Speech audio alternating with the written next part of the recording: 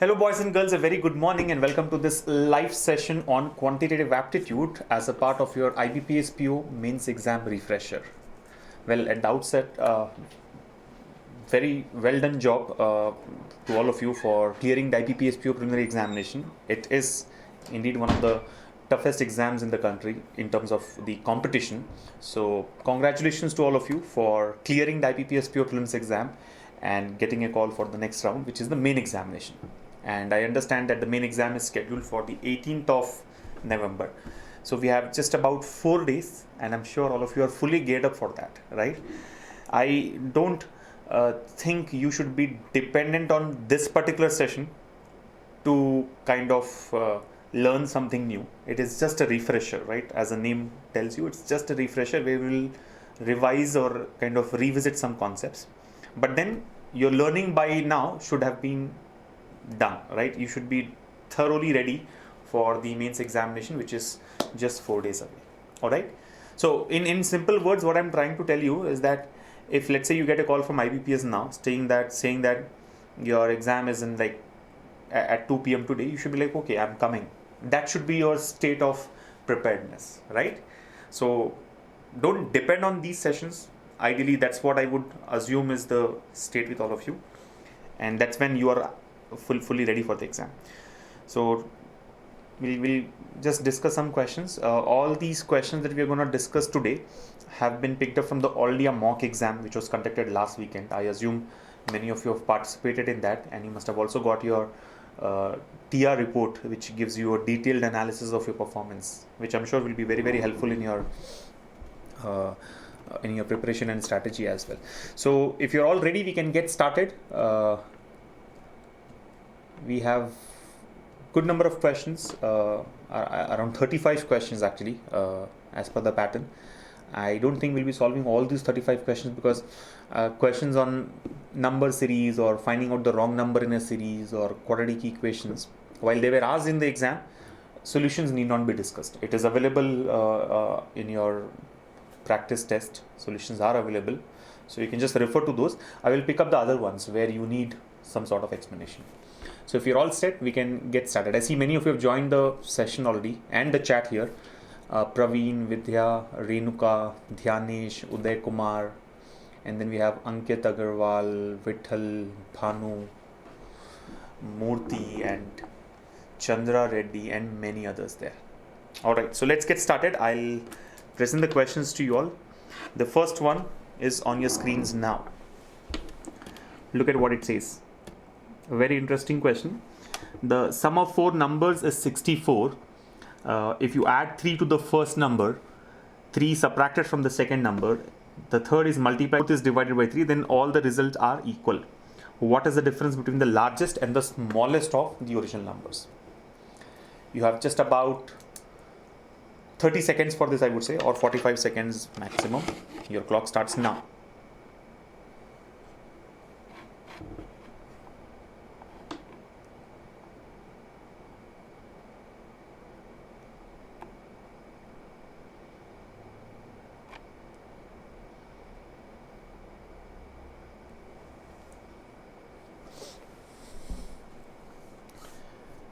The sum of 4 numbers is 64. You do some changes on each of these numbers and you find that the result is equal. What is the difference between the largest and the smallest of the original numbers?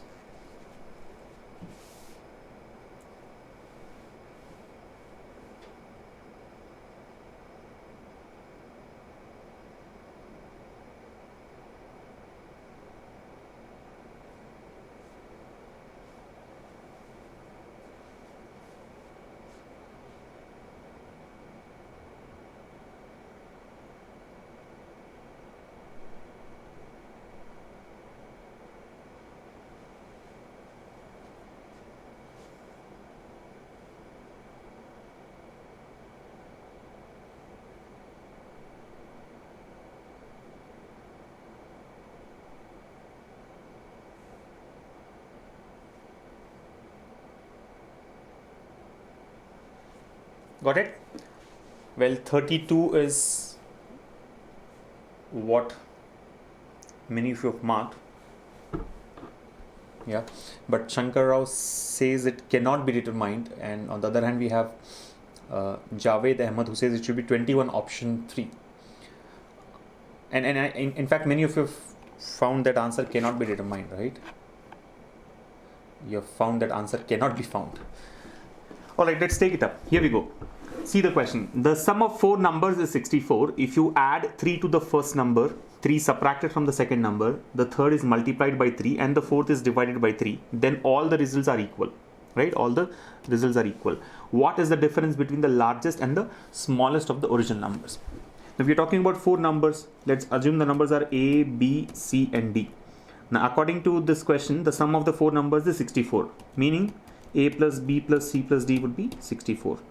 Now, look at what we do. You add 3 to the first number, you subtract 3 from the second number, you multiply the third one by 3 and you divide the fourth one by 4. All the results are equal. See, when you add 3 to first number, you get something. When you subtract 3 from the second number, you get something. When you multiply 3 to the third number, you get something. And likewise, when you divide the fourth number by 3, you will get some result. All these 4 results are equal is what it says. Which means, if I add 3 to the first number, A plus 3. If I subtract 3 from the second number, B minus 3. If I multiply the third one by 3, 3 into C. And if I divide the fourth one by 3, D by 3. All these are equal. All the results are equal, right? A plus 3 is equal to B minus 3, which further is equal to 3 into C, and which is again equal to D divided by 3. That's what it says. Now work on it. What do? Let's assume all this is equal to K. All these 4 are equal to some constant K. Now from this, can we represent A, B, C and D in terms of K? Yes, very easy to do. A can be taken as K minus 3, B can be taken as K plus 3, C can be taken as K by 3 and D can be taken as 3K. That's it. Substitute A, B, C, D from this into the first equation. Put it here. You'll get the value of K. Once you get the value of K, you will know what A, B, C, D are, because all A, B, C, D are known in terms of K to us. And then you can find out the difference between the largest and the smallest numbers. So all those who have marked cannot be determined as the answer are wrong, because answer can be determined. Answer can be determined. You just have to play with these equations. So let's do that. What happens? A is equal to K minus 3. B is equal to K plus 3. C is equal to K by 3. And D is equal to 3K. And this is equal to 64. Right? So this minus 3 plus 3 gets cancelled here. What do we have? K plus K 2K, 2K plus 3K 5K, 5K plus K by 3 equals to 64. 5K plus K by 3 equals to 64. Now simplify this. So we get 5K into 3, 15K plus K, 16K by 3. 16K by 3 is 64. This goes 4 times. K comes out to be 12. That's it. K is 12. You know that K is 12. Now if K is 12, what will A be? 12 minus 3, 9. B will be 12 plus 3, 15. C will be 12 by 3, 4. And D will be 12 into 3, 36. Right? What is he asking us to find out? The difference between the largest and the smallest of the original numbers. The largest of the original numbers is 36. And the smallest of the original numbers is 4. So your answer should be 36 minus 4, which is 32. So option 1, 32 is the correct answer.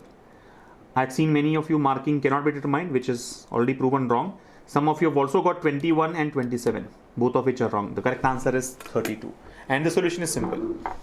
And also let me tell you, do not go by the length of the explanation, right? I was explaining it. I was not solving it. When you solve it yourself, you'll get the answer much faster. You don't have to talk so much and you don't have to write all these steps. You can, in fact, cut down a few steps here. So answer 32 can be obtained in about 40 seconds, provided you are clear with what needs to be done, right? So an interesting question. I'm sure all of you have followed this. If there are no more confusions, we can move to the next one. And like I said, you can cut down a few steps, right? Instead of writing A plus B plus C plus D equals to 64, if you can visualize what's happening, you will directly write, K minus 3 plus K plus 3 plus K by 3 plus 3K equals to 64. And then find the value of K. Yeah. I see many of you have mentioned that you've got it now. So let's move to the next question, right? Well, the next one looks like a straight question here. This is on averages. The average salary per head of all the workers in a company is rupees 90. The average salary of 12 officers is 520 and the average salary per head of the rest is 80. Find the total number of workers in the workshop. Interesting one. Let's see how many of you get it. This should be simple. Quick.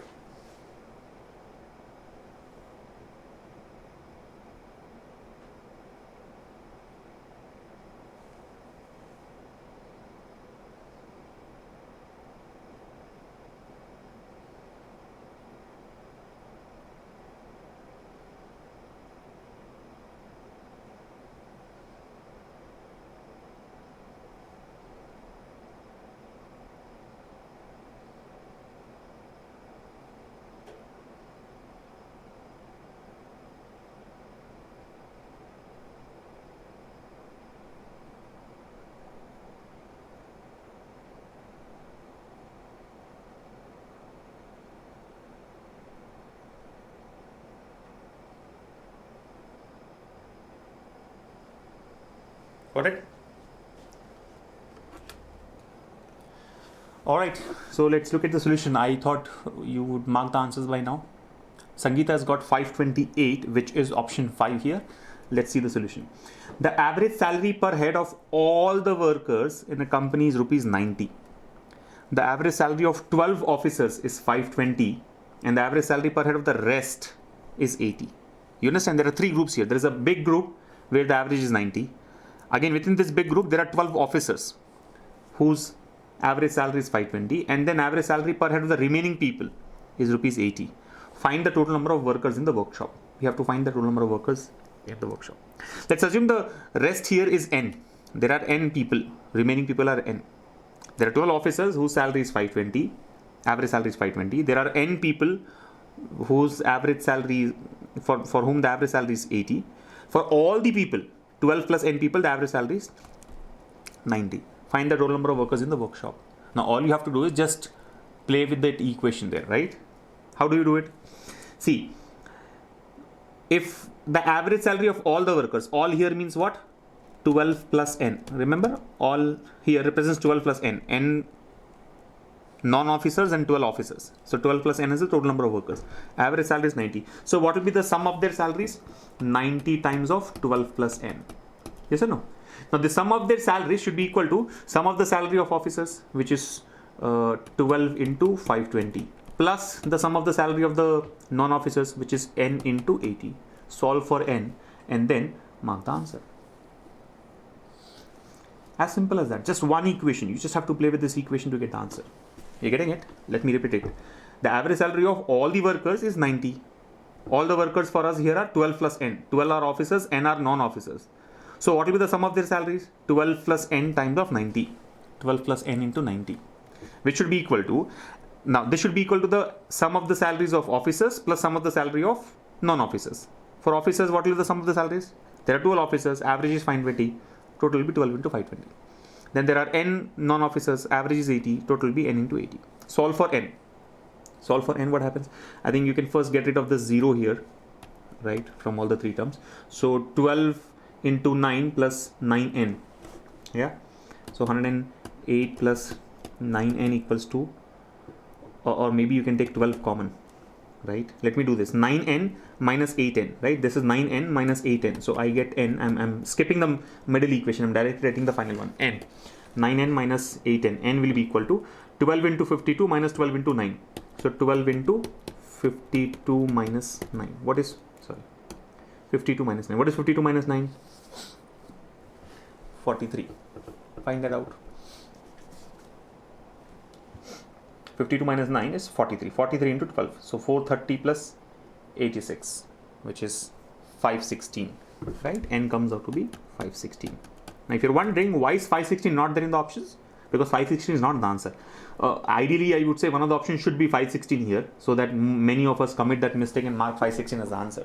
Remember, the question is total number of workers. Now total number of workers is n plus 12. So it should be 516 plus 12. 516 plus 12. What is 516 plus 12? 528. Option 5 is the answer. I'm sure if 516 were there in the options, one of these options, many of us would have committed that mistake of marking 516 as the answer. So be careful, read it properly and understand what is the requirement? Is it n or n plus 12? N plus 12 is the requirement. 528, option 5 will be the answer. This should not take more than 30 seconds. 30 seconds also is on the higher side, but then yes, 30 seconds can be spent on a question in the exam. Okay, so that's the answer. I'm surprised that many of you could not solve it. I thought it was a simple one. Here comes another interesting question. This is on number theory, right? Look at this. The sum of 3 consecutive odd numbers and 3 consecutive even numbers together is 231. Also, the smallest odd number is 11 less than the smallest even number. What is the sum of the largest odd number and the largest even number? Try it out.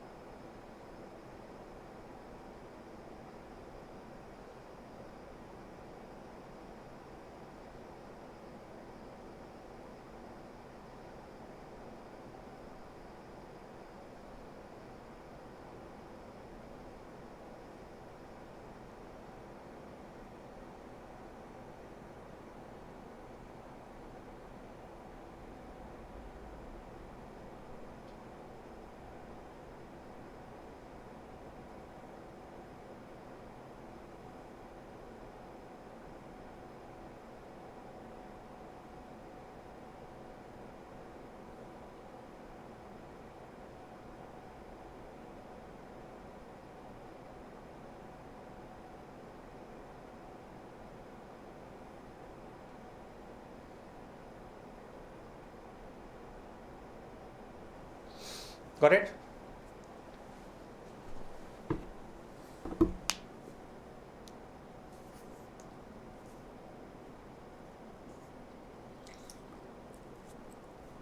I guess somebody asked me, is there any other way to solve the previous question? Well, you can also use allegations and mixtures, the allegation concept, to get the answer to the previous one.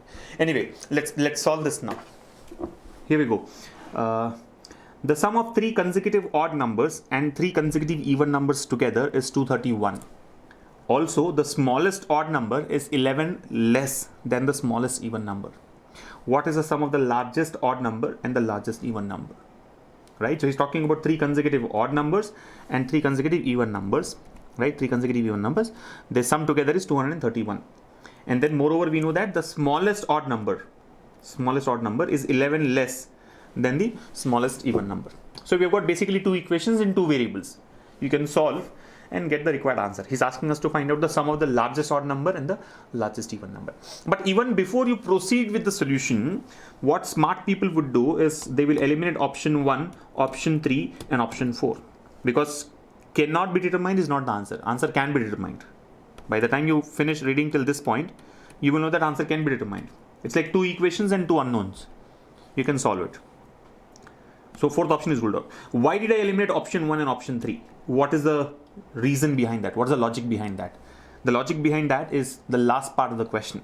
What is the sum of the largest odd number and the largest even number? Remember, when you add an odd number to an even number, the result will always be an odd number. And these are simple things that we have learned and forgotten probably, right? Even plus odd will always result in odd. Even number plus odd number is always an odd number. Look at options 82 and 74 here are even numbers. Now, because 5th option is none of this, we'll have to do further solution. We have to actually solve it. But then these ideas should come to you. This idea of elimination should cross your mind when you are solving this question. Only then I would say you are fully ready and you are thinking in a smart way. Whether that results in the final answer or not is a different story. Whether that leads to your final answer or not is different. But you should get that idea. So answer cannot be this. By any chance, if second option were also an even number, I would have eliminated that and blindly marked option 5 as the answer. Because I know the first 4 options are incorrect. You getting it? Anyway, let's proceed now. So let's assume the 3 consecutive odd numbers are O, O plus 2 and O plus 4. Right? Likewise, the 3 consecutive even numbers will be E, E plus 2 and E plus 4. That's it. So only 2 variables actually. O is one variable, E is the other variable. Now he says sum of 3 consecutive odd numbers and 3 consecutive even numbers is 231. What will be the sum of these 3? 3O plus 6.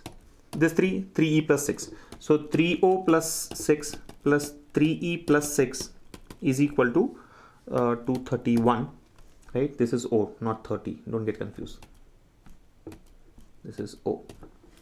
Okay, and then we know that the smallest odd number is 11 less than the smallest even number. What is the smallest odd number? O.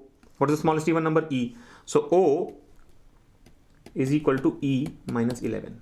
11 less than the smallest even number. What is the sum of the largest odd number and largest? So these are the two equations we have.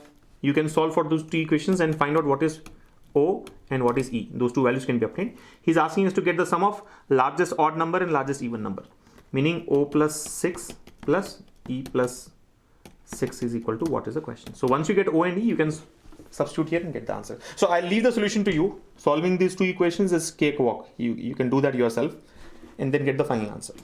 Okay, that's how you do it. And I think answer will be 81, option 5. It will not be 83. It comes out to be 81, which you know many of you have marked here. Renuka and Muthupriya, RK, and some others there. We have Srinivas who has got 57. Srinivas Danda. 57 is not the answer. It will be 81. Sudeep Patel says 4, option 4, which is cannot be determined, and that also is the incorrect answer. I think the next one is pretty simple. It's on profit and loss. I'll skip this question. You can solve it yourself, and I'm sure all of you would have got the right answer in the exam, also already a mock exam. So I'm just moving on to the next one. Let's see how many of you get this. This is on time and distance. This question here is on time and distance. Points X and Y are 80 km apart on a highway. One car starts from X, which is faster than the other one, which starts from Y at the same time. If they travel in the same direction, they meet in 8 hours. But if they travel towards each other, they meet in 1 hour. The speed of the two cars are.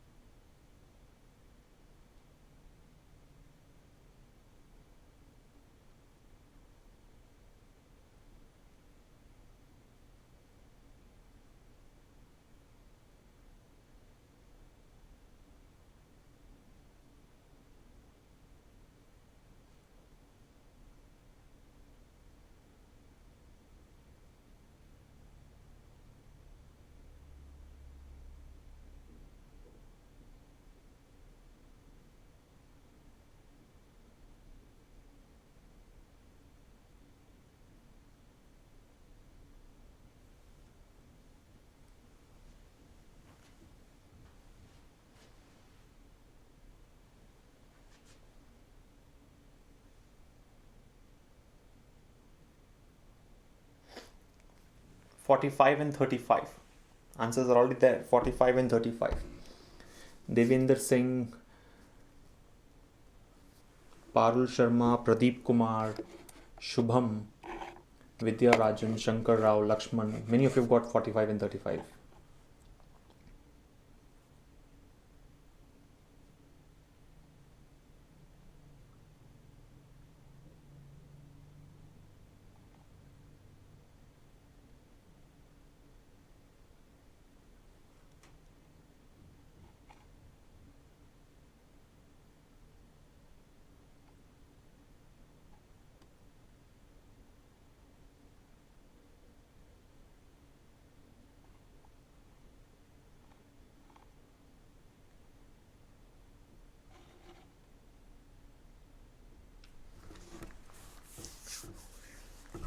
All right, so looks like I don't have to explain this solution. Many of you have got 45 and 35. What is interesting now for me is how did you solve it? Let me understand. What's the method that you have followed to arrive at the answer?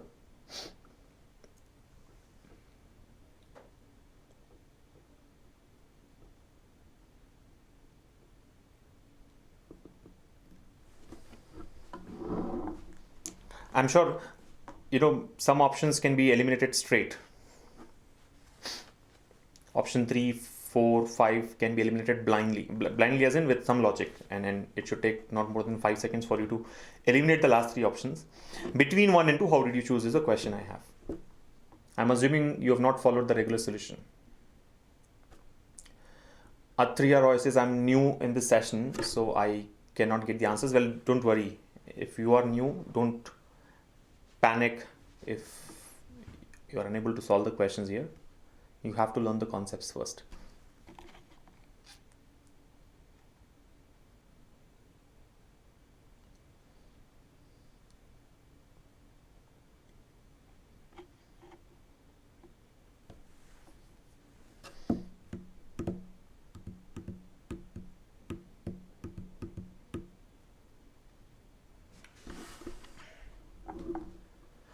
Okay, let me explain this. I'm assuming all of you follow the smart solution. See what it says. Points X and Y are 80 km apart on a highway. One car starts from X, which is faster than the another one, which starts from Y at the same time. If they travel in the same direction, they meet in 8 hours. But if they travel towards each other, they meet in 1 hour. The speeds of the two cars are. So basically, he's talking about 2 points X and Y. You don't have to do all this drama in the exam. I'm just giving you the detailed solution. And these 2 points are 80 kilometers apart, right? The 2 points here are 80 kilometers apart. Now see what it says. One car starts from X, which is faster than the other one, which starts from Y at the same time. So there's one car which starts from X and another car starts from Y. Of course, the car starting from X is faster, right? Than the car starting from Y. So let's say the speed here is Sx and the speed here is Sy. Speeds are Sx and Sy. Now, if they travel in the same direction, if both of them travel in the same direction, like pointed here, right? If both of them, let's say, travel towards east, they meet in 8 hours. They meet in 8 hours. It takes 8 hours for them to catch up. So, of course, the car from X is faster, right? Faster than the car from Y. Why is it so? Because both of them are traveling towards east. It's obvious that the car starting from X has to cover 80 kilometers more than the car starting from Y. You understand the concept? I'm assuming all of you know the concepts of time and distance. So it's clear that this car is faster. But if they travel towards each other, if both of them travel towards each other, right, then they meet in 1 hour. Then it takes 1 hour. So in this case, they take 8 hours. In this case, they take just 1 hour.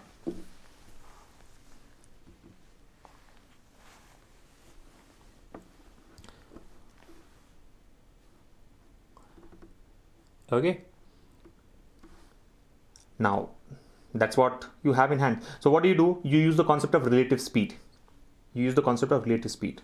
When the two cars are traveling in the same direction, the relative speed should be the difference of their speeds, right? So that is one equation we have. Sx minus Sy equals to the distance traveled by time, right? The distance traveled by time. Let's assume they have traveled the distance d, some distance d by time, which is 1. Distance traveled by time, which is 8 hours. That's one equation that you can frame, right? Equation number 1. What's the other equation? Right, this is the equation when they are traveling the same direction. I mean the relative speed equation. Okay, now when they're traveling in the opposite direction, in this case, what happens? When the two cars are traveling in opposite direction, the relative speed will be the sum of the speeds. So Sx plus Sy, the sum of the two speeds, will be equal to the distance traveled by time. This time the distance traveled is 80 because they've covered 80 kilometers together. See, in the earlier case, we do not know what the distance covered. They've actually covered d plus 80, I can say. You understand? D plus 80 kilometers, because let's say this is the meeting point where Sx and Sy meet each other, right? This is the meeting point. So we can say this distance is d and this distance is 80. So total distance covered by both of them together is d plus 80 at a relative speed of Sx minus Xy in 8 hours. In the second case, the total distance covered by both of them is 80 in 1 hour. So this is equation number 1 and this is equation number 2. Now all you guys have to understand here is, if you look at the second equation, we know that the sum of the speed should be 80 kilometers. The sum of the speeds has to be 80 kilometers. Yes or no?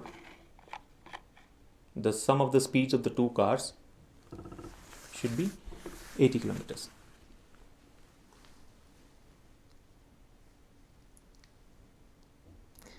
I see that many of you have taken the distance traveled in the first case also as 80, which is incorrect. Guys, in the first case, the two cars will cover more than 80 kilometers.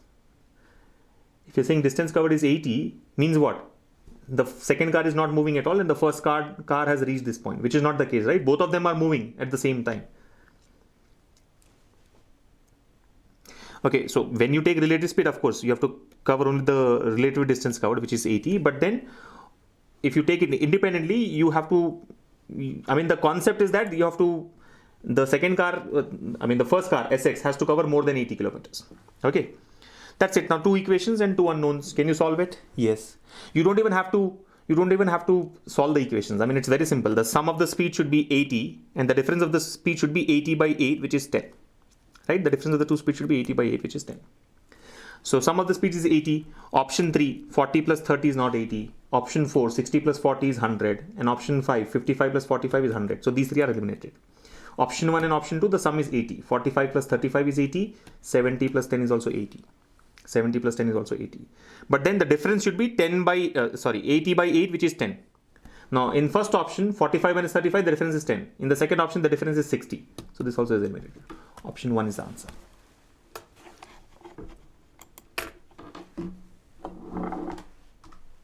I'm sure all of you have understood that, right? The concept of relative speed. So just follow that and get the answer. When the two cars are traveling in the same direction, relative speed is the difference of the speeds. When they are traveling in the opposite direction, the relative speed should be taken as the sum of the speeds. Yeah. It would have been difficult if the same question had asked you to find speed of one of the cars, right? The advantage here is speeds of both the cars are required. If speeds of both the cars are required, in the options we have got both the speeds. So you can just substitute the options one after the other and verify which one satisfies both the equations, right? X plus y and x minus y. But if only one is required, then you'll have to do a whole lot of solution, okay? I mean, some additional steps would be there. Okay, here comes the next one. Try this out. Simple and compound interest. Which of the following can be a possible rate of interest per annum if a sum of money when invested in compound interest basis becomes more than thrice but less than 4 times of itself in 3 years?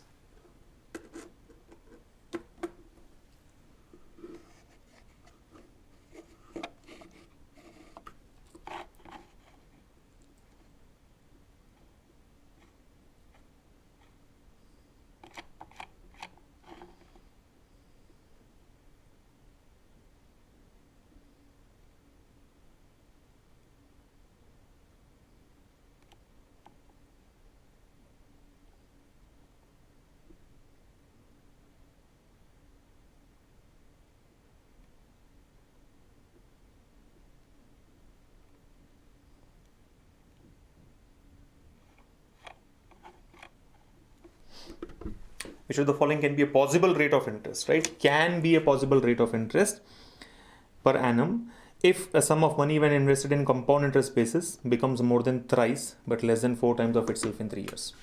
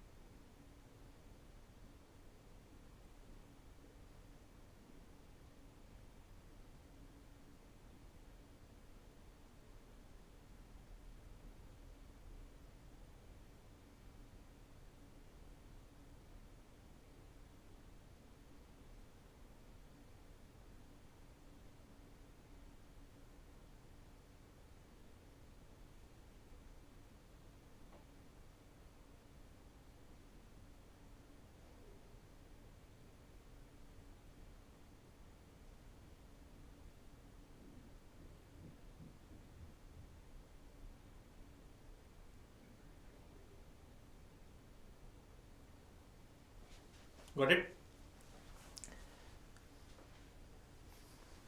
Nageshwar Rao says take 1 or 2 data interpretation today. Well, yes, we will move to data interpretation after solving a couple of questions. 50%. Is it 50? I think Srinu has marked 70. Biswadeep says it should be 30. But we have Vidya Rajan, RK, Neeraj,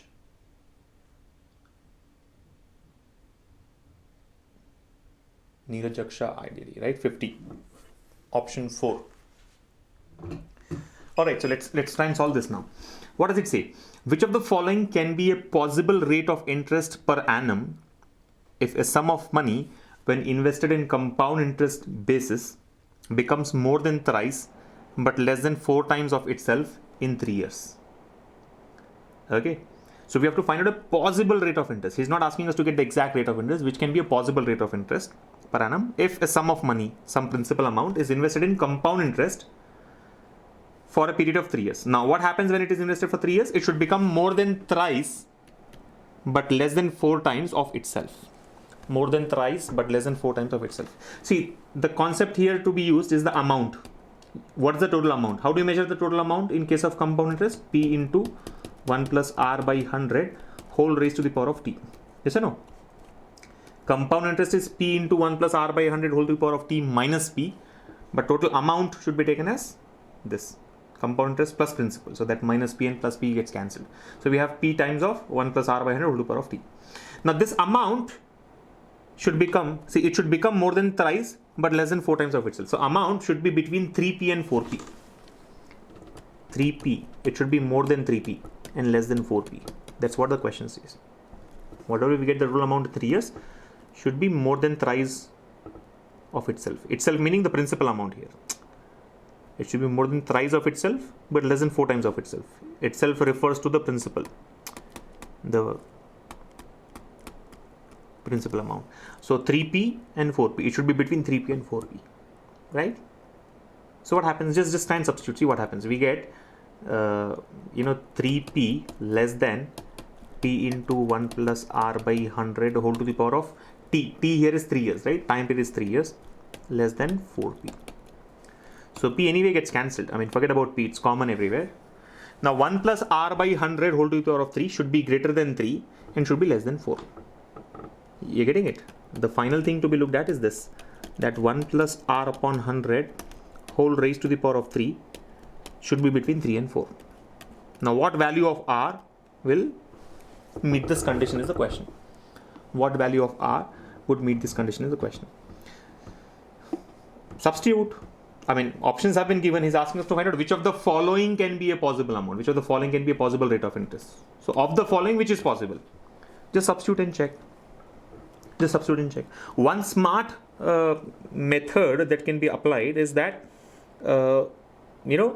what happens if it is simple interest? What happens if it is simple interest? For example, let's say, you are investing it for 3 years. You are investing it for 3 years. Even if you take simple interest case, will it become thrice if you take 30% rate of interest? No. Are you able to follow? In case of simple interest, if rate of interest is 30%, how much will the amount become in 3 years? P will become 1.9P. 30% in first year, 30% in second year, and 30% in third year. Total will become 90%. Rate of total interest that we get in 3 years will be 90%. So the amount P which was invested will become 1.9P. This 0.9 indicates 90%. You get principal amount plus 90% of interest. Yeah. If you take 70%, P will become what? See, 70% each year. So total 210%.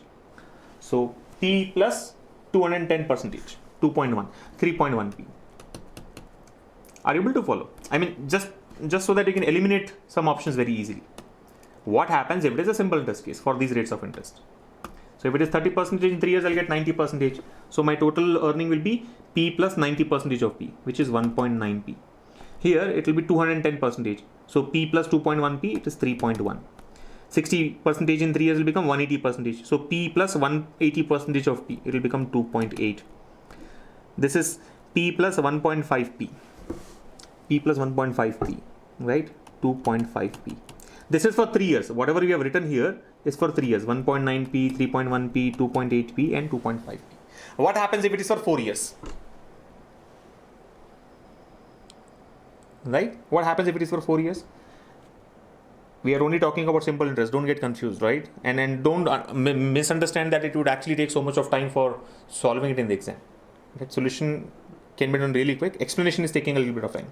So for 3 years, that simple interest will become 1.9, 3.8, 3.1, 2.8, 2.5. If it is 4 years, 30% in 4 years will give you 120%. Right? So 1.2p plus p, 2.2p. 2.2p. 3.1p, this will become 70% in 4 years is 280%. 280% plus 100%. P plus 2.8p, 3.8p. So this will be 3.8p. This will be 2.4 plus 1, 3.4. This will be, in 4 years it will become 2p, 2p plus p is 3p. You understand, we have got the ranges. If it is 3 years in simple interest, 1.9p. You understand, 1.9 times, 2.2 times, that's the range. 3.1 to 3.8, that's the range. 2.8 to 3.4, 2.5 to 3.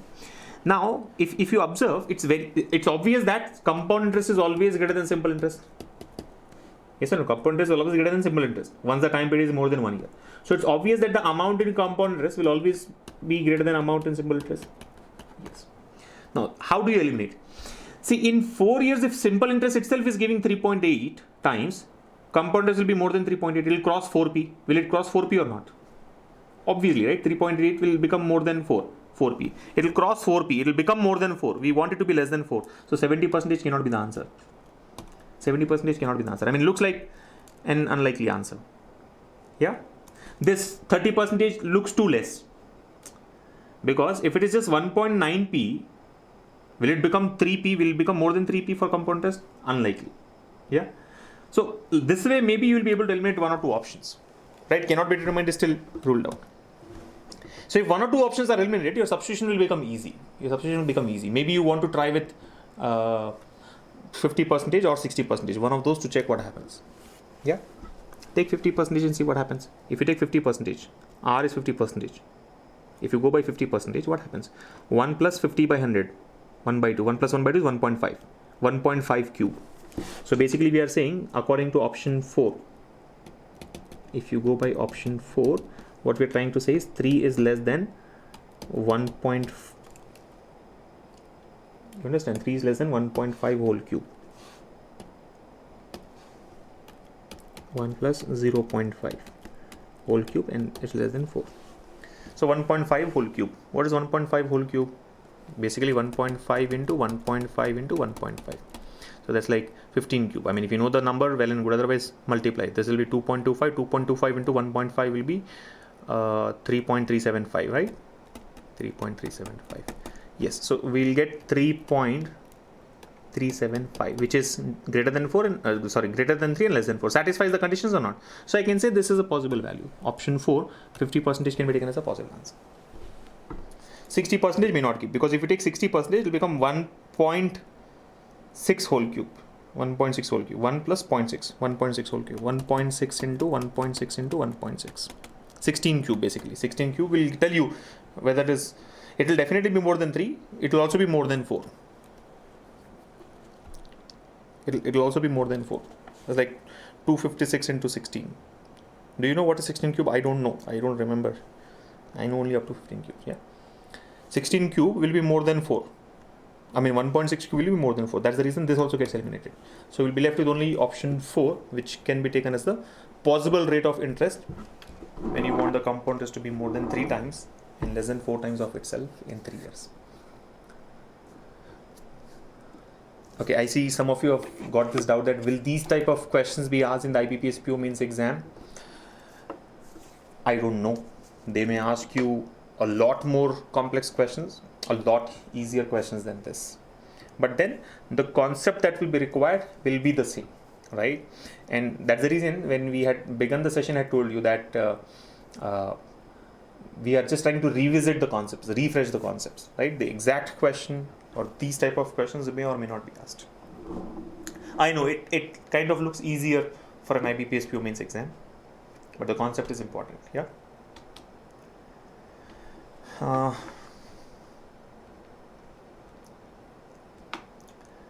Now, I think I'll jump to some questions on data interpretation and come back if time permits to these independent ones. We have a few questions on wrong numbers, finding out the wrong number, which I'm not going to take up here because solutions are available in your mock exam, so you can refer to those solutions, and that will be more than enough. Similarly, there are questions on quadratic equations and comparison of quantities. Let's look at some questions on data interpretation now, right? Here we go. Now this again is actually easy to solve, but then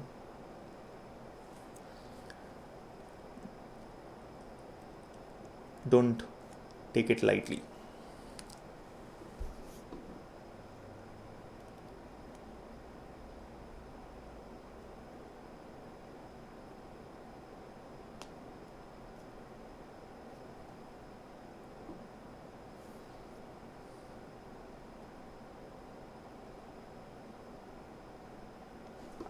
Understand the data first, then we look at the questions. The data is on your screens. Try to understand what all can be calculated from this data, what all can be extracted from the data given here, and then we should look at the questions asked.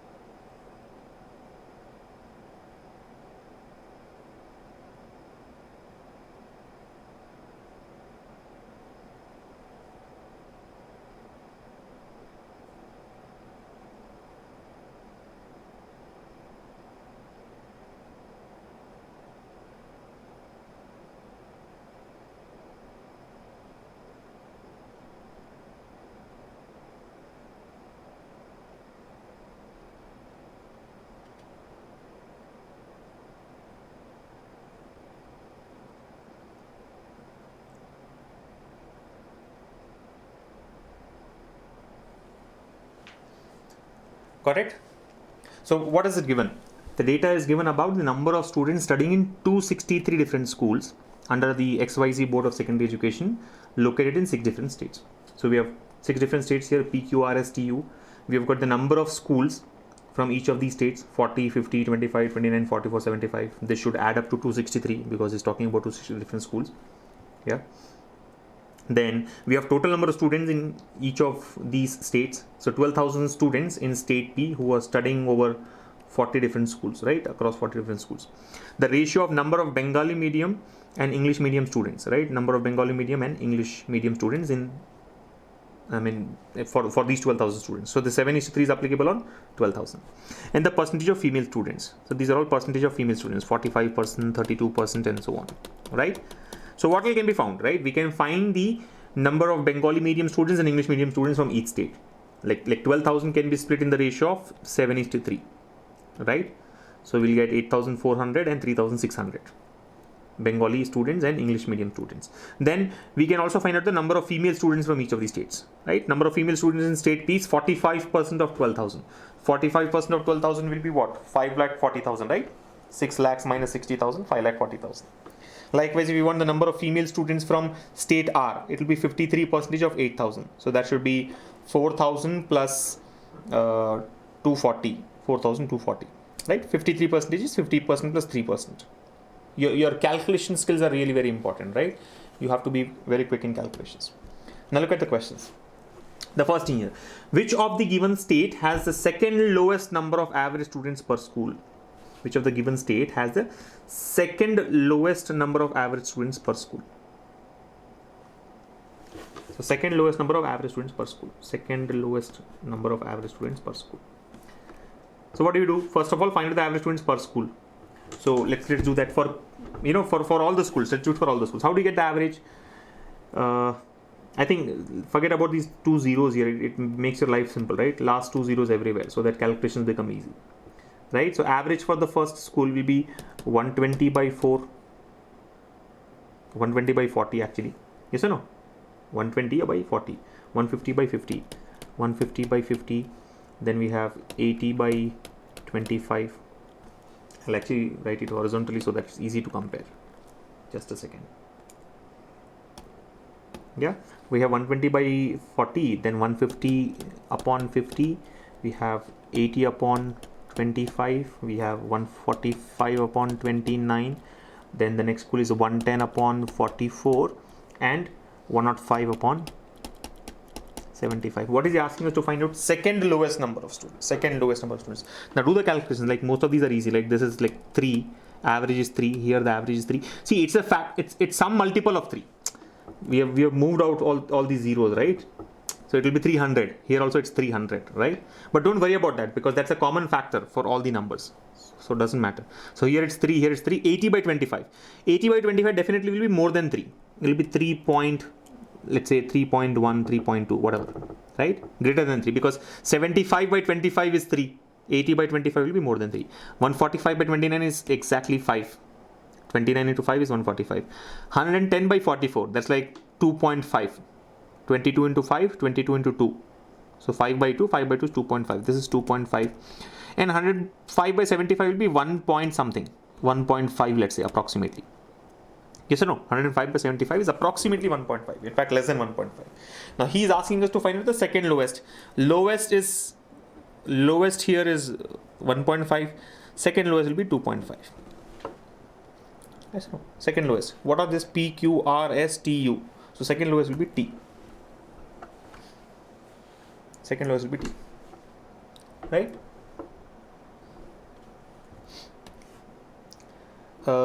What is the respective ratio between total number of Bengali medium students in state P and R together to total number of English medium students in state S and T together? Now this again I think is straight. You just have to play with those numbers. You have to find out the Bengali medium students from P and R and English medium students from S and T.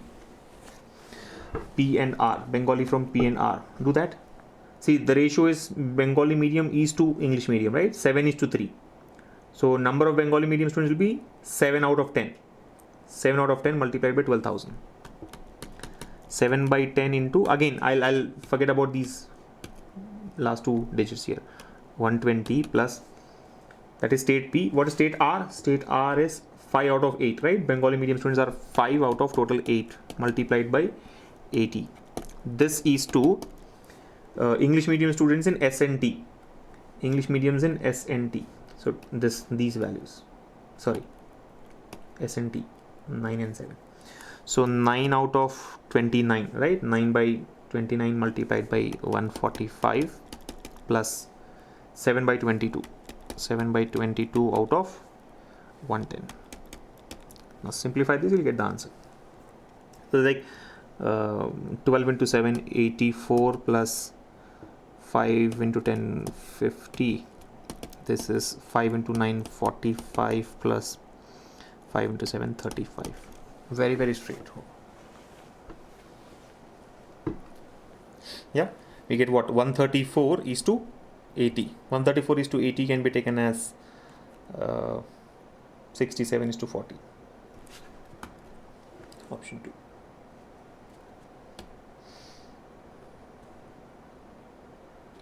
Now try this. In which of the given state, the percentage of Bengali medium students to the total number of students, both Bengali medium and English medium students in that state is the second highest. So for which of the given states, the percentage of Bengali medium students to the total number of students, both Bengali medium as well as English medium in the state is second highest. Now this again is a comparison problem, right? A question based on comparison. You have to compare and find out for which state is the percentage of Bengali medium students second highest. Now, if any of you are planning to use these numbers here to solve the question, you are incorrect. I mean, you will get the right answer, I'm sure, but you are wasting your time. The solution to this question can be obtained only based on column number 4. We don't have to use anything else. Just based on column number 4, where we have been given the ratio of Bengali medium is to English medium, you can find out the answer. See, this is a percentage based problem. The moment it is percentage, you don't have to worry about the actual numbers. 12,000 or 15,000 or 11,000 doesn't matter. What matters is this ratio. Bengali medium is to total. meaning Bengali and English. So for state P, what will it be? Bengali medium is 7. 7 out of 7 plus 3, 10. That will give me the percentage of Bengali medium students. It is 70%. I can directly write it as 70%. How do I write 70%? 7 out of 7 plus 3, 10. 7 out of 10 is 70%. This is 3 out of 5. 3 out of 3 plus 2, 5. 3 out of 5 is 60%. 3 by 5. See, we have learned all this. In our video on percentages, we have discussed how to convert percentages to fractions and vice versa, and how do you measure percentages quickly. So this is not something that you have to skip. It's a very, very simple question. You will be able to arrive at the answer in about 45 seconds, not more than that. Look at the next one. 5 out of 8. 5 by 8. The fraction is 5 by 8. I have told you, you have to learn certain fractions by heart, and 5 by 8 is one of them. 5 by 8 is 62.5%. See, 1 by 8 is 12.5. 1 by 8. 1/8 of a value is 12.5. So 5 by 8 will be 12.5 into 5, which is 62.5. 20 out of 29. 20 by 29. So let's keep it as 20 by 29. I'm not converting this to percentage yet. 20 by 29, because actual calculation may or may not be required. We'll take that later. 15 out of 22. See, 15 out of 22, if you say it is closely like 2 by 3. It's very close to 2 by 3. It's like 7.5 into 2, 7.5 into 3. 7.5 into 3 will be 22.5. So very, very close to 2 by 3. And 2 by 3 is what? 66.66%. So this is 66.66%.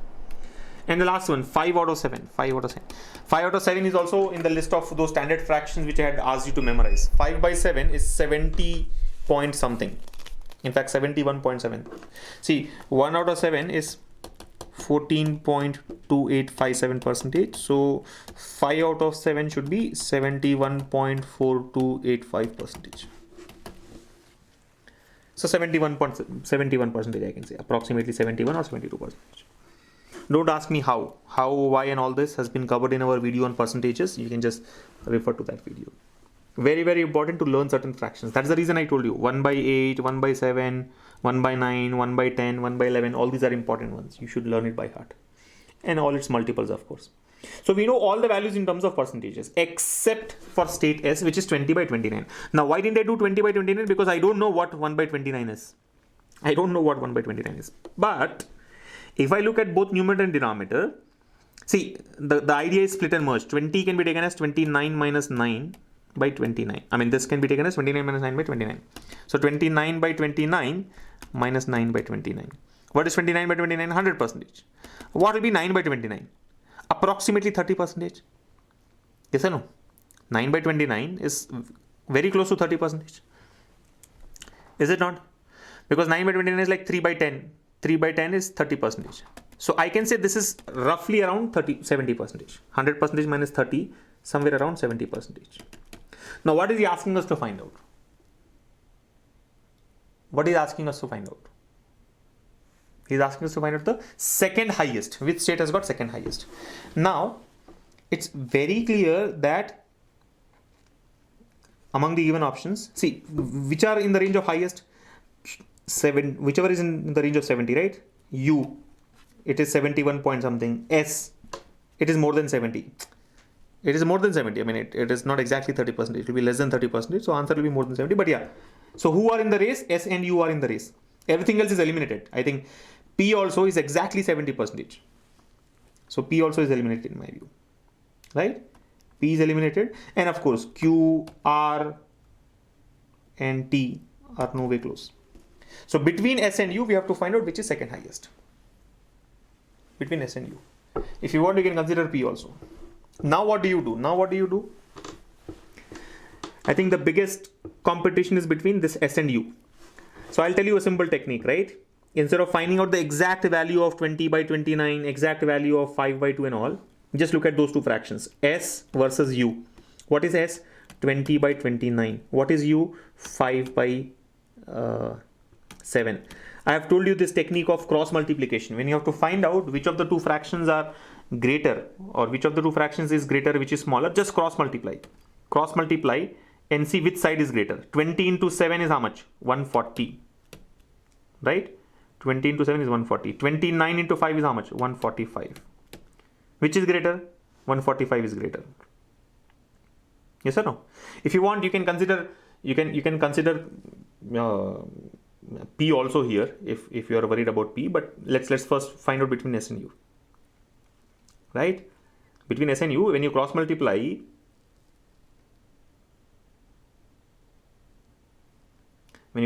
this is 20 into 7, 140, this is 29 into 5, 145. Which side is greater? 145 is greater, right? 145 is greater, meaning U is greater. U is greater than S. U is greater than S. Yeah. If you are trying to include P also in the competition, you can do that. Please do not look at the length of the explanation, because this is a detailed explanation. You will not spend so much time in the exam, right? Now, so we have found that U is greater than S. So U cannot be the answer because we are looking for second highest. Maybe you may want to compare S with P. Compare S with P. We have compared U and S. We have got U greater than S. Compare S with P now. So P and S. P and S. What is P? 7 by 10. What is S? 20 by 29. Cross multiply again. So 7 into 29 and 20 into 10. 20 into 10 is 200. What is 7 into 29? 149 and 63. 7 into 29. 140 and 63. 203. P is greater than S. Why is P greater than S? Because 203 is greater than 200. So P is greater than S. Yeah. So we know that P is greater than S, and we know that S is less than U. So again, P and U comparison also has to be done. S definitely is not the answer. See, because S is lesser than both of them, right? S cannot be the second highest. S will be the third highest. S definitely is not the answer. Between P and U, we have to decide. Between P and U, you have to decide. Again, do the comparison. Between P and U, you do the comparison. So P versus U, 7 by 10, and U is how much? I'm just excluding S now. What is U? 5 by 7. Cross multiply. 7 into 7 is 49. 5 into 10 is 50. Which is greater? U is greater. U is greater than P. U is greater than P. Yeah. So U is greater than P is greater than S. We want what? Second highest. U is highest, P second highest, S is third highest. So P should be the answer. Option 1, P will be the answer to this question.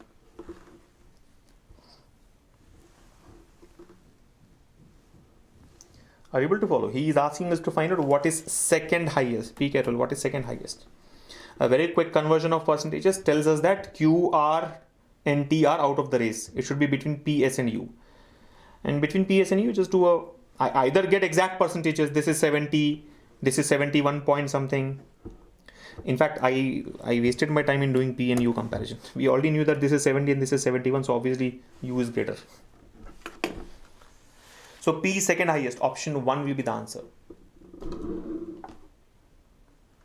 Yeah, I think this last step that we had done was not required because we already knew that P is 70% and U is 71 point something, 71.4285%. So U is the highest, P is the second highest, T is the third highest. And since second highest is required, option 1 will be the answer. Clear? So it's very, very important. How do you compare fractions is very, very important. I mean, you should practice that part of the concept, right? Usually we skip such questions. This is the right thing to do, but since it was a percentage based question, I think you should not skip it. It will not take more than 1 minute. All said and done, it will not take more than 1 minute in the exam to get the answer. If you're all clear, we can move to the next question.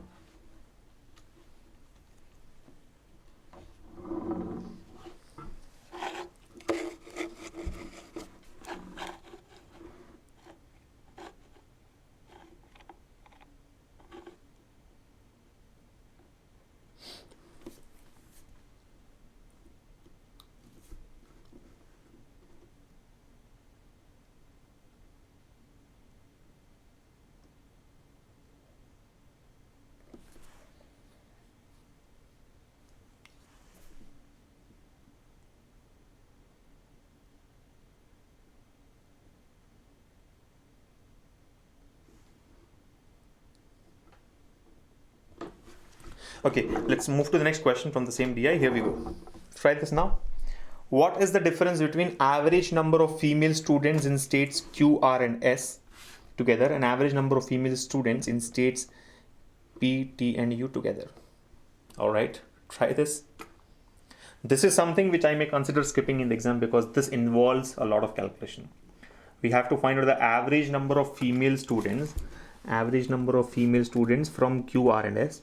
Then we have to find out the average number of female students from P, T and U, and then you have to take the difference of those two values. Female students, the percentages are known to us, so consider those percentages, apply those percentages on these actual values, total number of students, get the values, then take the average and then take the difference.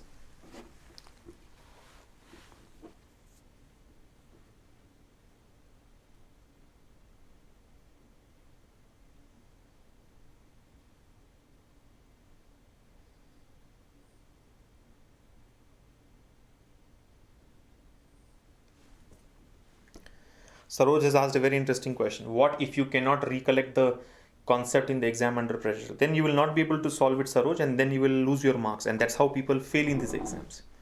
I have always had a view that those who are not able to score more in the exam are not any lesser in terms of their conceptual knowledge with others. It's just because they're not able to perform under pressure. That's the reason these competitive exams, are not just a test of your knowledge. It is more about your state of mind. How do you handle pressure is what is the actual test there, right? Knowledge is also getting tested parallelly, but then how do you perform under pressure is what they're looking for. So not just this question, any question on the planet, if you cannot recollect the concept, if you cannot recall the concept or the formula in time, you will not be able to solve it. Yeah. So learn how to manage that pressure. I think that's very, very important. And that comes only through practice. I don't have a technique which can help you handle the pressure. You have to face it many, many times to get used to it and to overcome that fear. Yeah. Anyways, let's see how many of you get the answer to this question.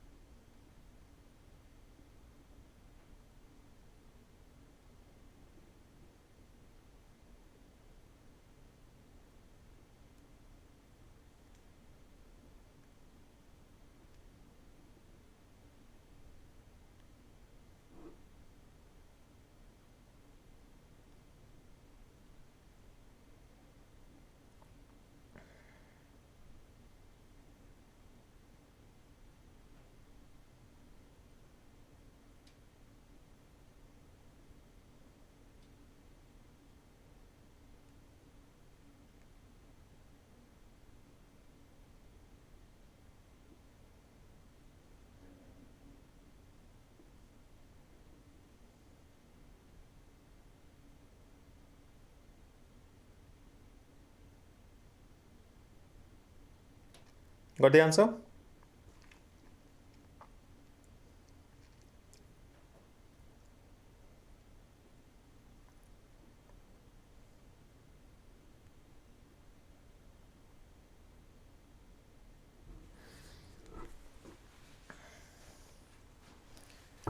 Okay, so I would have skipped this question in the exam, and that's very, very important. That's a very, very important technique that all of you should learn, right?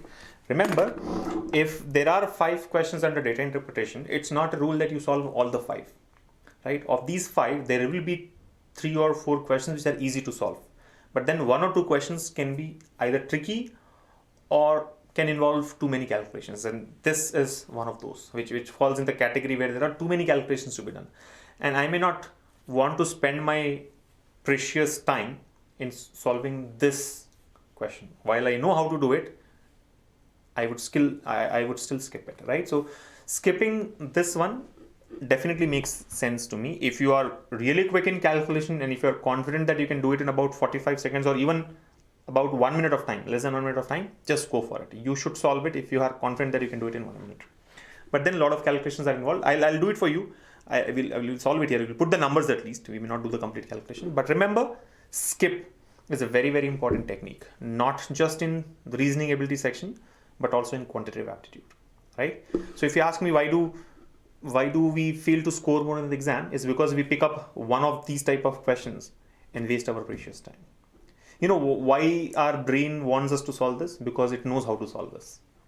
You feel like, okay, 1 mark hai, chalo, let's do it. But wise people, smart people do not pick this one up. So let's see the solution now. Let's see what happens. Average number of female students in the states Q, R and S. Average number of female students in Q, R and S. Let's take that first. Q, R, S. Average of female here will be what? 32% of 15,000. I'll put the numbers here, full numbers. 32% of 15,000 plus 53% of 8,000 plus 38% of 14,500. 38% of 14,500 divided by 3. This is the average of QRS. Likewise, you'll have to find out the average of the other states. Other states are PTU. So 45% of 12,000 plus T is 48% of, what is that, 11,000 plus U is 27% of 10,000. Of course, you can. I mean, you could have avoided writing all those zeros there, because percentage and zeros get cancelled. I mean, forget about this. So what happens is, if you can envisage, if you can think of that step in advance, that percentage and these two zeros get cancelled, even then you'll be left with a lot of calculations. What will happen? What will happen? Eventually, it will be left to this. The first term here is 32 into 150 plus 53 into 80 plus 38 into 145 divided by 3. That's the first term.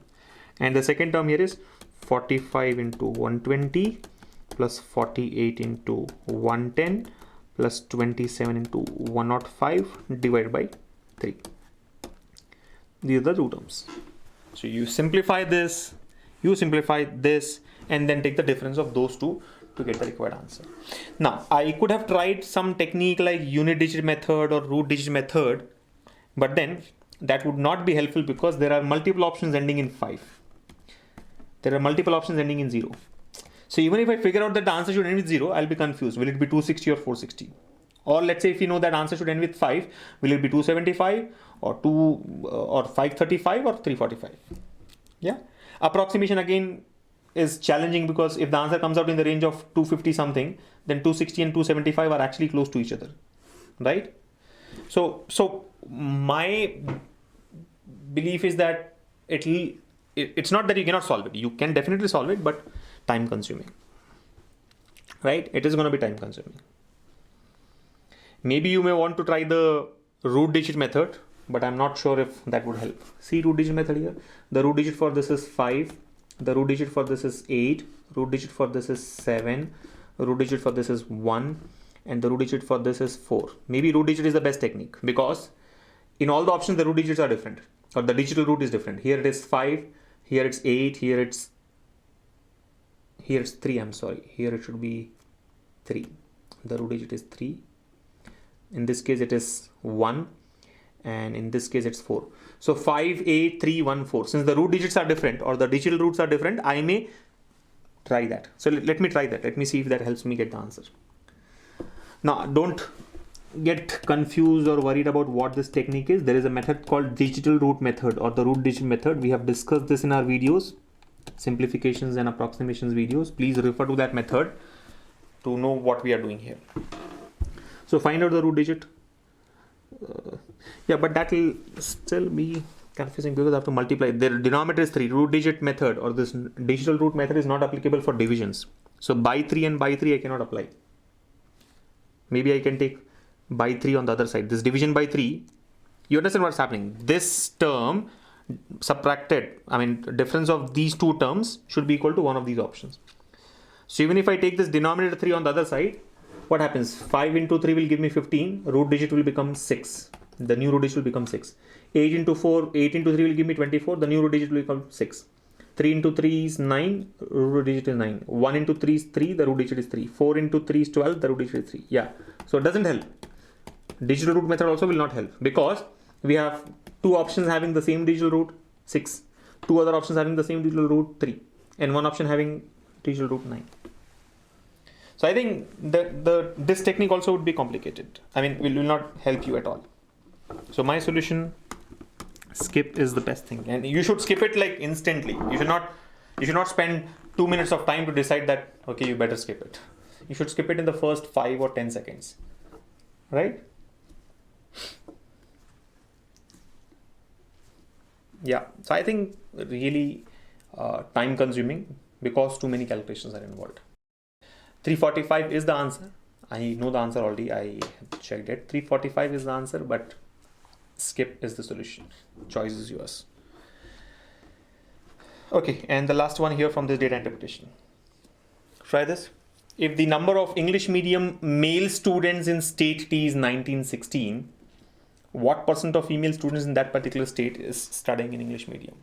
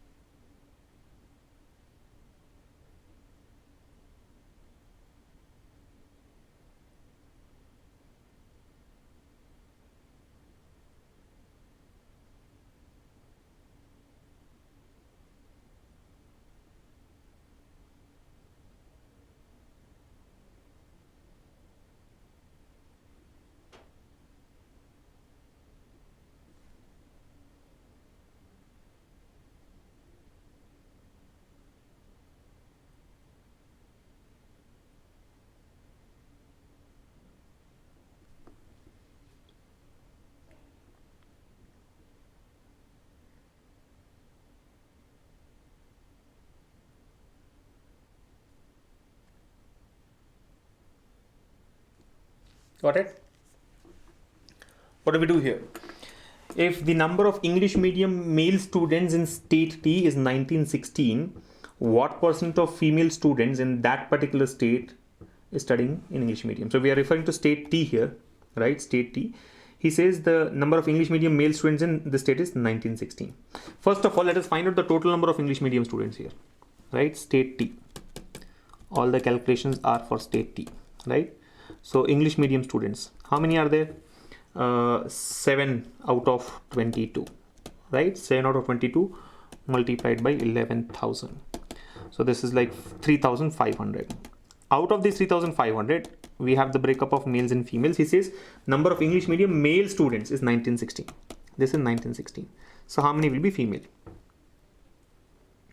It will be 1584. Yes or no? 3,500 minus 1916. That gives you 1584. So we know that the female English medium students from state T, female English medium students from state T is 1584. He says what percent of female students in that particular state are from English medium. Now what's the total number of female students in the state? State T, 48%. 48% of what? 48% of the same 11,000. Are you getting it? The total number of female students is 48%. 48% of 11,000. 48% of 11,000 will be what? 50% minus 2%. So 5,500 minus 220. Yes or no? This will be 5,500. 50% minus 2%. 50% is 5,500. 2% will be 220. 5,500 minus 220 will be 5,280. Yeah. Then we have to find out the percentage. So what percent of female students in that particular state are studying in English medium? So basically 1584 is what percentage of 5280. So your final answer is going to be 1584 upon 5280 multiplied by 100.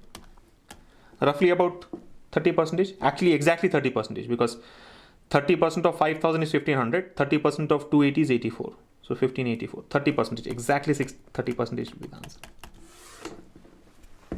Option 1. Yeah.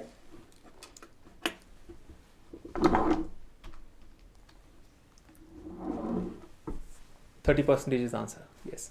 I think Lakshman has got 42, which is incorrect. It should be 30.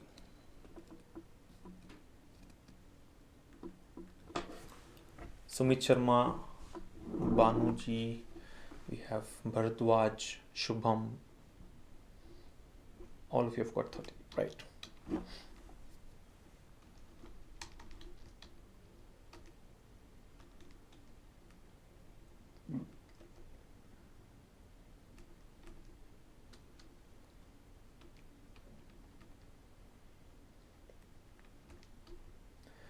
Okay, now we have another set of data interpretation question, which was asked in the All India mock exam, IBPS All India mock exam conducted last weekend. But then I'm going to solve only one of those 5 questions from that set, right? There were 5 questions. I think other 4 are easy to solve. Let me just directly present you the question along with the data and see how many of you get the right answer. Here we go. Understand the data.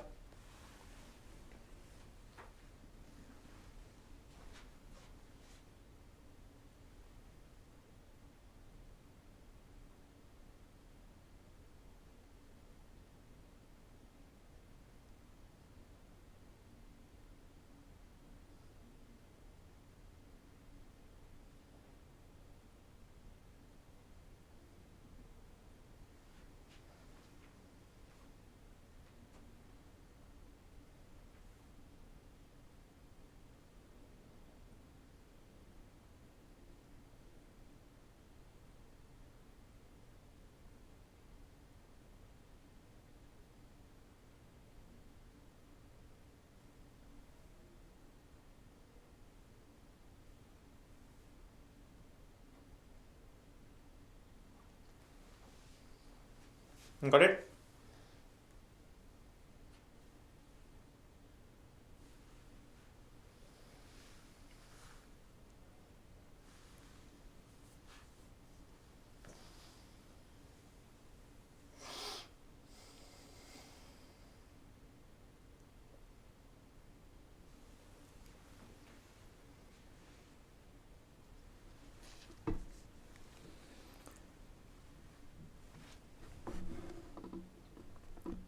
Haryana is what Banuji has marked. I'm waiting for other responses.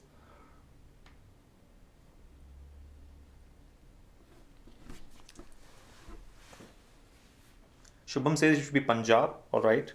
So confusion.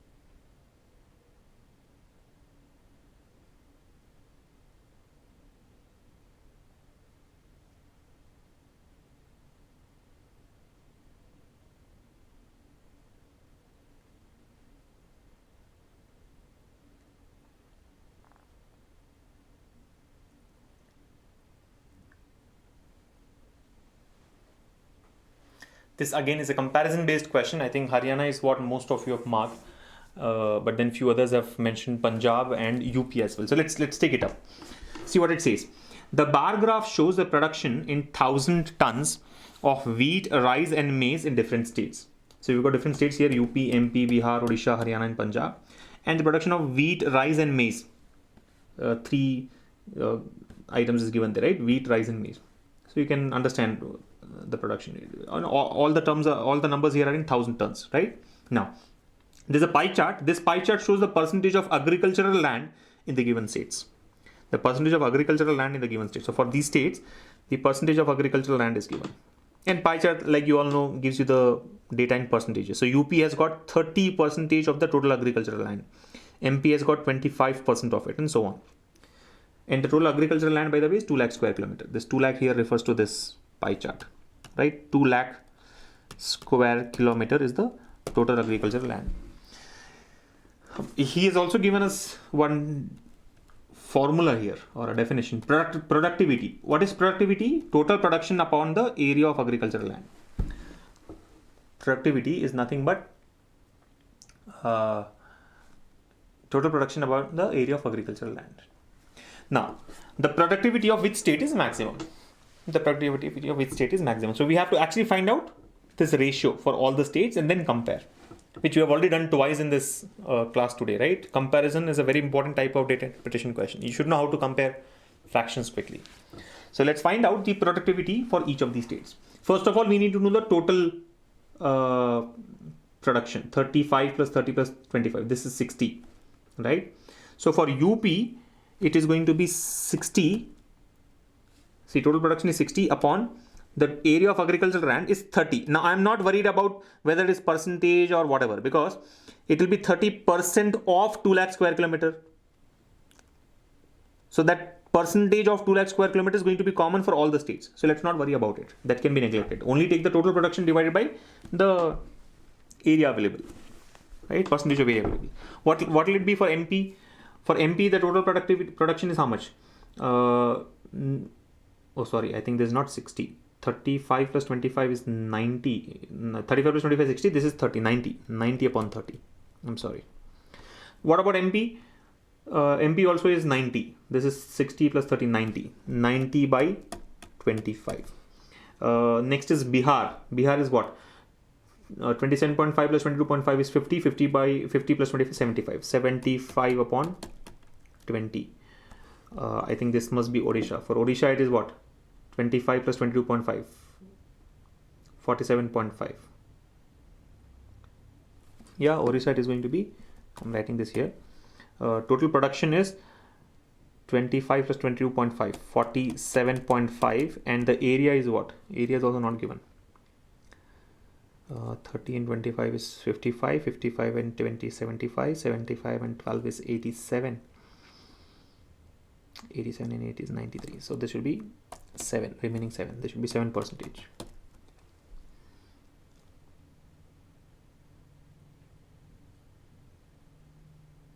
No, it can't be 7. Hold on. This is 20, 20, 40, 40 and 30, 70, 70 and 20, 95. This should be 5%. I'm sorry. So 47.5 by 5.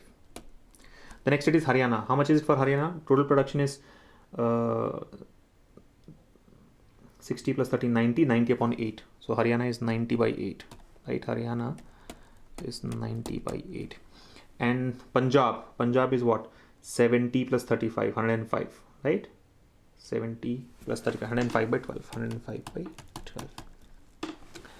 Yeah, I think I should have written in a straight sequence so that it's easy to compare, right? 90 by 30, 90 by 25, 75 by 20, 47.5 by 5, 90 upon 8 and 105 by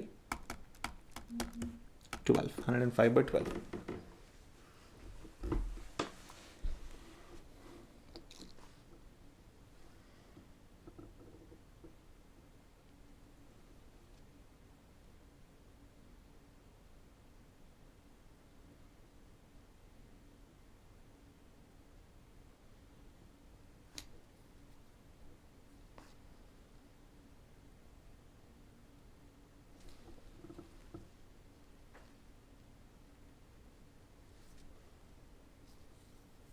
Yeah.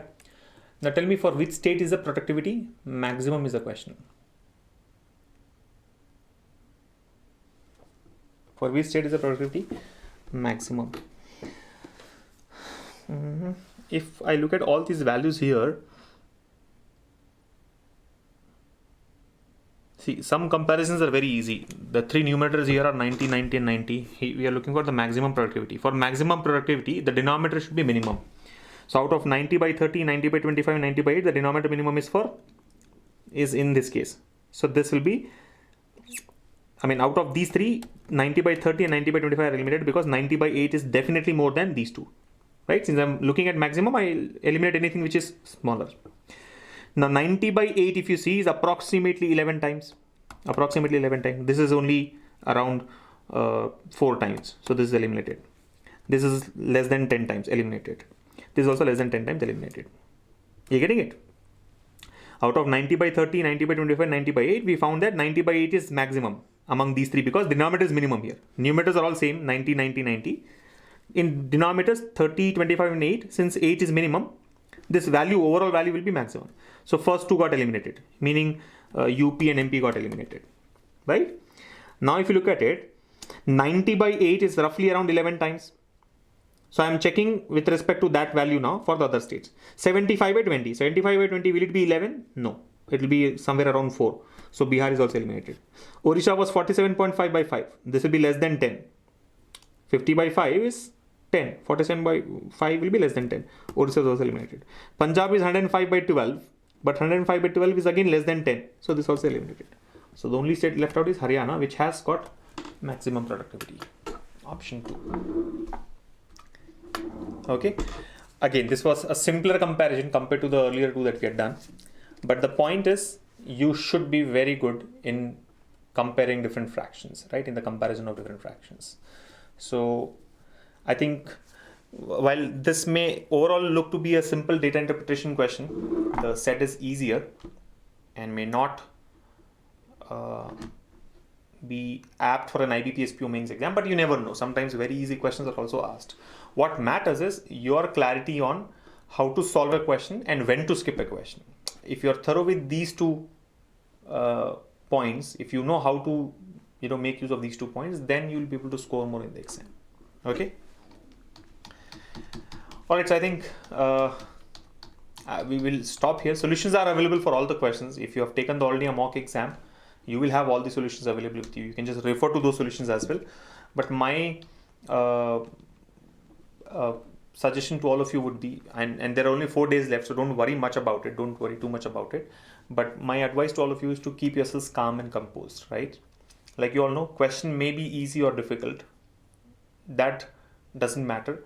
What matters is how do you handle that pressure? You should be able to handle that pressure and choose the right questions. Don't waste your time in solving a unnecessarily lengthy or complicated question, right? Pick up the questions wisely. I'm sure you'll be able to score more. Okay. And yes, keep practicing. I think another 2-3 days left. Take 2-3 more mock exams. Every day, if you can take one mock exam and do a detailed analysis of your performance, it'll be very, very helpful. Don't try to learn new things now. This is not the time, right? And the only new things that you must be learning now is about this general awareness and banking area, because that's something new that is coming up in your mains exam. It was not a part of the prelims exam. But with regards to the other subjects, be it aptitude or data interpretation or reasoning ability or English language, you have already gone through one round. So I'm assuming you know the concepts already. It's just that you need to practice the right type of questions and practice the right strategy, right? The strategy that is suitable for you. So still 4 days to go. Very, very important 4 days. You should not relax now. Learn as much as possible with respect to the banking and general awareness section, right? Also, you must focus on your descriptive paper part. And these sections, again, I would say are easier in terms of time management. It's just that you choose the right questions, do it properly, accurately, and try to maximize your score. Okay. So I would like to close the session now on that note. We have some mock interviews coming up. We are doing mock interviews for the successful students from successful students in the IBPS RRBPO mains examination. So we have got a list of students. We have started conducting the mock interviews. If you have also cleared the IBPS RRBPO exam, please share your details with us. We would love to do a mock interview for you and give you that experience so that you can deal with it with confidence in the real one. Okay. So yes, the update is if you have cleared the IBPS RRBPO examination, please share your details. We will conduct a mock interview for you, and we will also give you some content which you can go through in terms of videos on how to deal with interview or how to behave in interview, how to deal with the other important parts of your if this group discussion is applicable, how to handle that and things like that. So yes, some learning content along with mock interview. No conditions apply. If you have cleared the exam, we are doing it for you. Please share your details. You can write to support@talentsprint.com for more details on this. Okay. Thank you so much for joining us in this session. All the best for your IBPS PO mains exam. However, we'll meet tomorrow again, same time 11 a.m. for the discussion on reasoning ability section, but I'm sure you don't need that. You're already, you've already practiced a lot, and I'm pretty confident that you will do well in the main examination. However, let's catch up tomorrow at 11 a.m. for your reasoning ability section as a part of the IBPS PO mains exam refresher brought to you by TalentSprint. Thank you once again for joining us. Keep practicing, and yes, take very good care of yourselves. Bye.